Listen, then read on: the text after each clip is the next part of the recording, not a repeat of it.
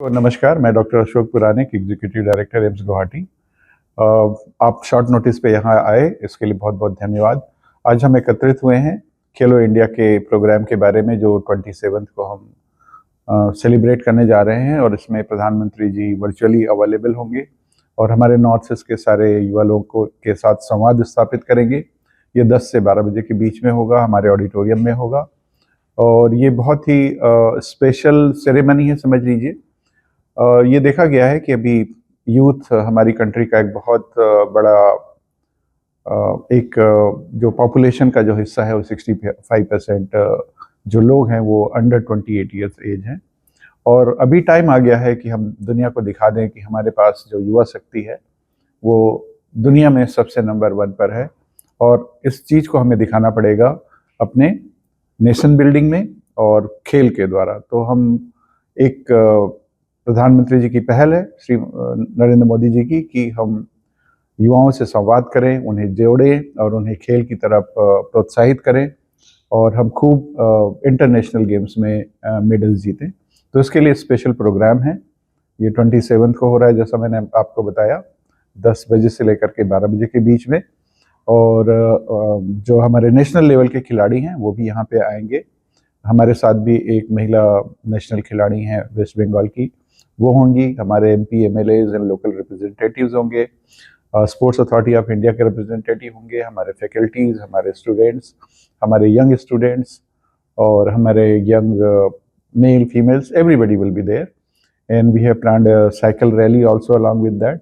And there will be a close and intensive dialogue with the sports person to motivate the present youth to participate in the sports. For that, I believe this similar kind of program is being conducted all over the countryside at 1600 places, where almost 8 lakhs youth um, will be live with the Prime Minister, and they'll be connecting, and they'll be listening the address, the motivational address, and from the sports minister also. And अगर आपको याद होगा तो अभी 15 अगस्त को जो प्रधानमंत्री जी ने लाल किले की प्राचीर से जो भाषण दिया था, उसके भी कुछ अंश उसमें प्ले करे जाएंगे, कि कैसे युवा शक्तियों का हम अपने नेशन बिल्डिंग में, अपने देश के विकास के लिए उनका एक महत्वपूर्ण योगदान है, और उनमें क्या ऊर्जा है, और उनको क्रिएटिविटी की तरफ हम ले जाएं। ये हमारा उद्देश्य है। 1600 प्लेसेस पे होगा, लेकिन हमारे जो कि नॉर्थ ईस्ट में सेंट्रल इंस्टीट्यूट जो गिने गए हैं वो 2 हैं। हमारा खुद का है और आईआईटी है, और हर डिस्ट्रिक्ट में 2 युवा खिलाड़ी जाकर के, हर डिस्ट्रिक्ट में 2 सेंटर्स को भी चुना गया है। ये स्पोर्ट्स अथॉरिटी ऑफ इंडिया उसको ऑर्गेनाइज कर रही है।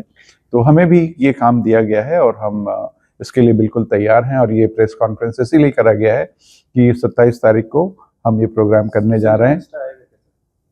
मनसुख मंदिर ऐसा है? हाँ जी, वो वहाँ पे दिल्ली से उनका जब प्रसारित होगा तो वो सबसे पहले उन्हीं का भाषण होगा, और उसके बाद प्रधानमंत्री जी का भाषण होगा।